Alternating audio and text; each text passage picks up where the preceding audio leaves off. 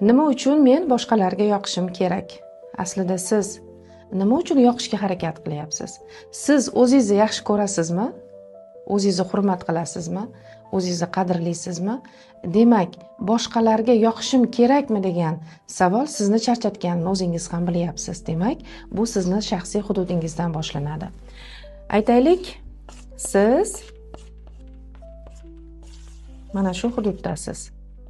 Mana shu hudud insonni men munosabat bilan boshlanadi. Siz o'zingizga bo'lgan savollar bilan murojaat qilishingiz kerak bo'lgan jarayonlar bor. Masalan, deylik, men nimani yaxshi ko'raman? Men nimani hurmat qilaman?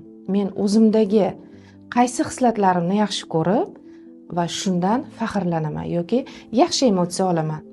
Qarang, siz menga munosabat bildirganingizda siz o'zingizni rivojlantirishni boshlaysiz. Ya'ni siz ichki qalblaringizdagi hissiyotlaringizni jilovlashni boshlaysiz.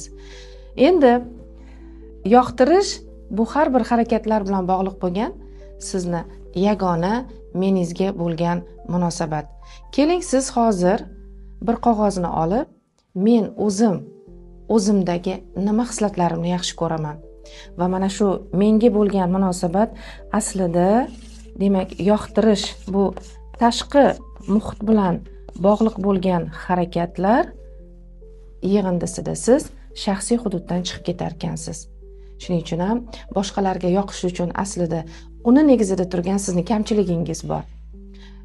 Ularga yoqish uchun, ular bilan biron bir ishni bitirish uchun, ya'ni siz u insonlar bilan bog'liq bo'lgan harakatlaringizni boshqalar nazaridan baholashga o'rganib qolsangiz, demak siz o'zingizga qo'ygan bahoyingiz qadrsizlanadi va buning qiymati va sifati yo'qoladi.